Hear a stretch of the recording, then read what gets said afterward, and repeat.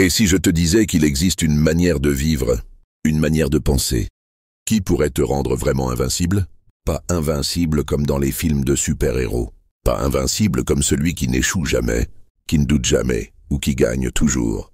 Mais invincible dans ta paix intérieure. Invincible face aux tempêtes de la vie. Invincible face aux critiques, à la peur, au rejet, aux échecs. Aujourd'hui, tu vis peut-être sous pression. Tu veux réussir, mais tu doutes. Tu veux rester calme, mais tu t'emportes. Tu veux garder le contrôle, mais tout te dépasse. Tu veux avancer, mais parfois tu te sens perdu, écrasé, impuissant. Alors laisse-moi t'emmener à la rencontre d'une philosophie millénaire. Une sagesse née dans la douleur, forgée dans l'adversité, et transmise par les plus grands esprits de l'histoire. Une philosophie qui a transformé des empereurs, des esclaves, des soldats, des dirigeants, et aujourd'hui, des milliers d'entrepreneurs, de leaders, d'êtres humains en quête de puissance intérieure. Cette philosophie, c'est le stoïcisme. Le stoïcisme ne t'offre pas des illusions.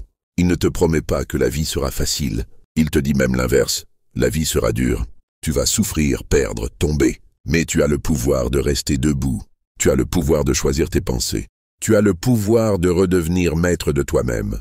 Car la vraie force ne vient pas de ce que tu possèdes, mais de ce que tu peux endurer sans plier. Dans cette vidéo, je vais te montrer comment le stoïcisme peut t'enseigner à devenir invincible. Non pas en te rendant insensible, mais en faisant de toi un roc face au chaos. Prépare-toi, car ce que tu vas entendre peut changer ta manière de voir ta vie et de te voir toi-même. Tu ne contrôles pas les événements, mais tu contrôles ta réaction. Imagine que tu es dans une barque au milieu d'une mer agitée. Les vagues sont imprévisibles. Tu ne peux pas les arrêter ni les calmer, mais tu peux apprendre à tenir fermement la rame. C'est exactement ça le stoïcisme. Tu ne contrôles pas les vagues, mais tu peux apprendre à naviguer. La vie est remplie de situations incontrôlables.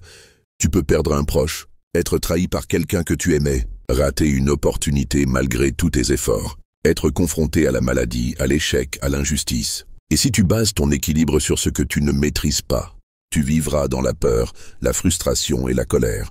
Les stoïciens l'avaient compris depuis l'Antiquité. Ce n'est pas ce qui t'arrive qui te détruit, c'est la manière dont tu y réagis. La grande leçon d'Épictète. Épictète, ancien esclave devenu philosophe, disait « Ce qui trouble les hommes, ce ne sont pas les choses, mais les jugements qu'ils portent sur ces choses. » Autrement dit, ce n'est pas l'événement en lui-même qui te fait souffrir, c'est l'interprétation que tu lui donnes. Prenons un exemple simple. 2 personnes perdent leur emploi. L'une s'effondre, se sent inutile, reste paralysée. L'autre respire, accepte la réalité, se recentre et commence un nouveau projet. Même situation, 2 réactions, 2 destins différents. Tu as toujours le choix. Tu ne peux pas toujours choisir ce qui t'arrive, mais tu peux toujours choisir ton regard, ton discours intérieur, tes pensées, tes prochaines actions. Et ce pouvoir-là, personne ne peut te l'enlever. C'est ça la véritable liberté stoïcienne, la liberté intérieure, même dans un monde chaotique. Exercice stoïcien pratique, le cercle de contrôle. Prends une feuille, trace 2 cercles. Dans le cercle intérieur, note ce que tu peux contrôler. Tes pensées, tes actions, ton attitude, ton travail. Dans le cercle extérieur, note ce que tu ne contrôles pas. Le comportement des autres, la météo, les décisions politiques, le passé. Chaque fois que tu te sens submergé, regarde ce dessin et demande-toi, est-ce que ça dépend de moi? Si la réponse est non, laisse aller. Si la réponse est oui, passe à l'action. Une force tranquille. Ce principe ne rend pas insensible ni froid. Il rend lucide et fort. Quand tu appliques ce concept, tu ne t'énerveras plus pour des choses futiles. Tu ne te perdras plus dans des conflits inutiles. Tu développeras une paix intérieure puissante, stable. Et dans un monde qui perd souvent le contrôle, celui qui reste calme, maître de lui-même, devient invincible. Transforme chaque obstacle en opportunité. Le stoïcisme ne te promet pas une vie sans douleur. Il ne te vend pas des illusions de confort permanent. Il te donne quelque chose de bien plus précieux, le pouvoir de voir chaque difficulté comme un terrain d'évolution. L'obstacle n'est pas l'ennemi, il est le chemin. Dans Penser pour moi-même, l'empereur romain et philosophe stoïcien Marc Aurèle écrivait « Ce qui fait obstacle à l'action fait avancer l'action. Ce qui bloque le chemin devient le chemin. » Autrement dit, ce que tu perçois aujourd'hui comme un mur peut devenir une porte d'entrée vers une meilleure version de toi-même. Mais pour ça, il faut changer de regard. La douleur peut forger le caractère.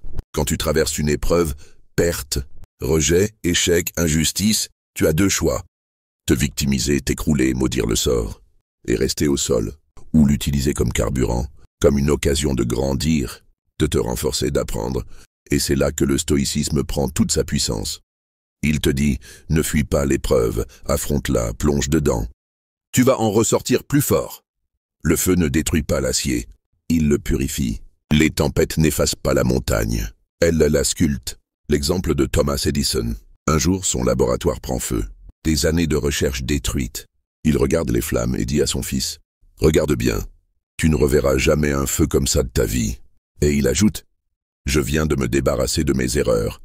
Demain, je recommence à zéro. » Voilà la mentalité stoïcienne. Voir la perte comme un nettoyage, l'échec comme un tri, l'obstacle comme un tremplin. Exercice stoïcien, le journal des obstacles.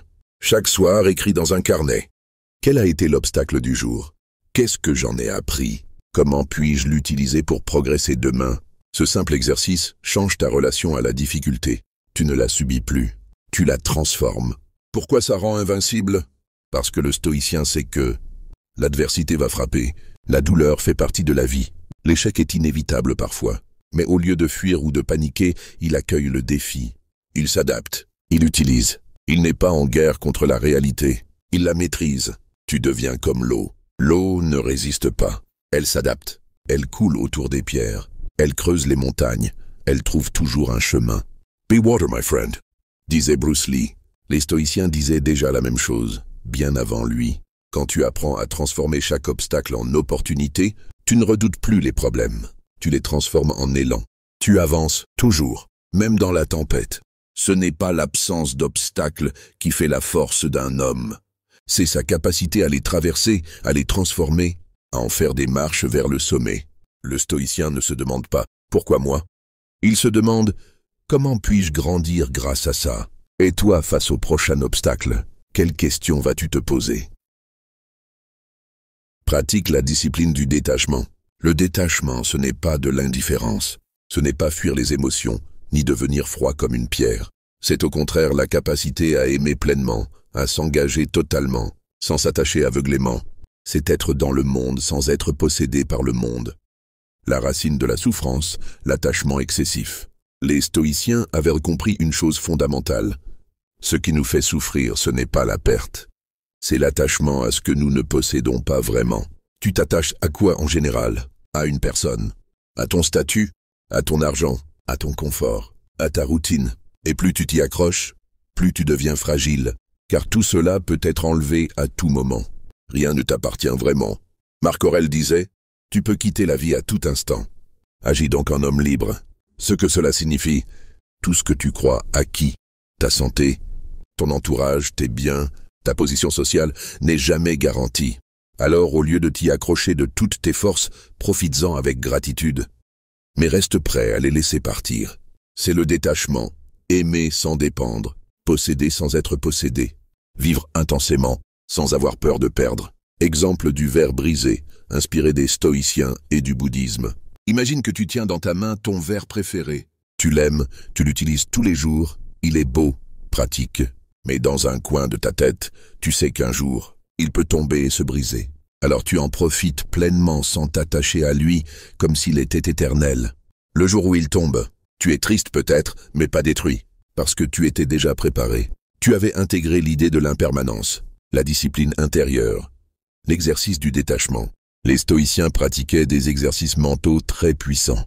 Voici l'un d'eux. Préparer son esprit à la perte, premeditatio malorum. Chaque matin ou chaque soir, ils prenaient un moment pour imaginer perdre ce qu'ils aiment. Et si je perdais mon travail? Et si je devais quitter ma maison? Et si mon corps ne répondait plus comme avant? Pourquoi faire ça? Pas pour devenir pessimiste, mais pour s'endurcir mentalement, pour ne plus être surpris, pour être prêt à affronter la vie avec lucidité. Le détachement, c'est la vraie liberté. Quand tu ne dépends plus émotionnellement de ce qui peut être enlevé, tu n'as plus peur. Tu ne vis plus dans l'angoisse de perdre. Tu deviens libre intérieurement. Le stoïcien se détache non pas pour fuir la vie, mais pour mieux la vivre avec courage et sérénité. Comment appliquer cela au quotidien? Sois pleinement présent. Vis chaque moment avec intensité, comme s'il pouvait disparaître demain. car c'est vrai. Remercie sans t'agripper. Sois reconnaissant pour ce que tu as, mais ne le considère jamais comme garanti. Apprends à dire « c'est ainsi » quand quelque chose sort de ta vie, une personne, une opportunité, un objet. Respire et répète. Je savais que cela ne m'appartenait pas. Construis ta stabilité à l'intérieur. Si ta paix dépend de l'extérieur, tu resteras vulnérable. Mais si elle vient de ta force intérieure, rien ni personne ne pourra la voler. Le détachement n'est pas un rejet de la vie. C'est une manière supérieure de l'aimer sans s'y enchaîner. Quand tu te libères de l'attachement, tu deviens léger. Et quand tu es léger, tu peux voler haut, très haut. Le stoïcien ne fuit pas les émotions. Il les accueille, les observe, les comprend, mais il ne leur donne jamais les clés de sa paix intérieure.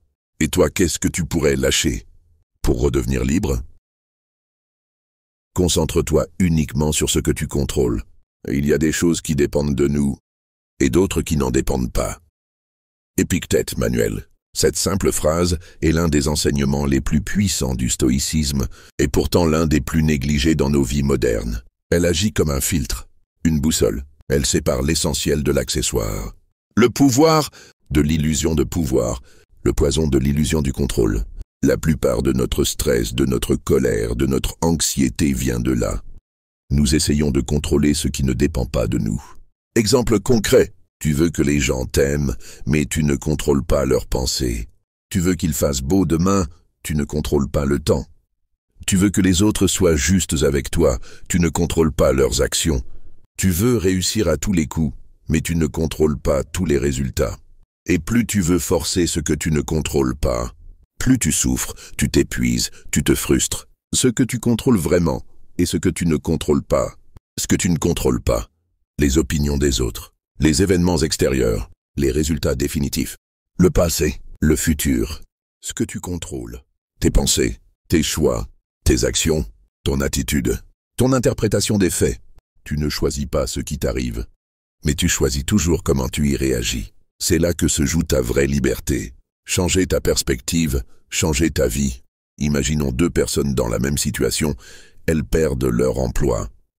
L'une se lamente, crie à l'injustice, rejette la faute sur tout le monde. L'autre prend un moment pour souffler, accepte la réalité, puis se demande « Qu'est-ce que je peux faire maintenant?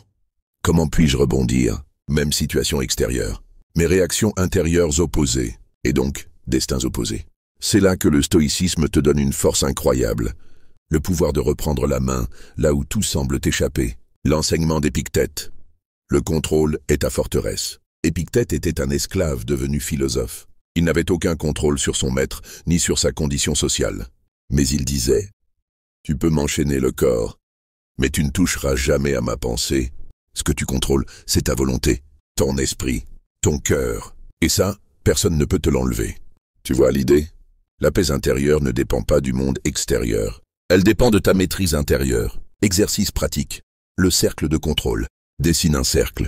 À l'intérieur, écris tout ce que tu contrôles. À l'extérieur, note ce que tu ne contrôles pas.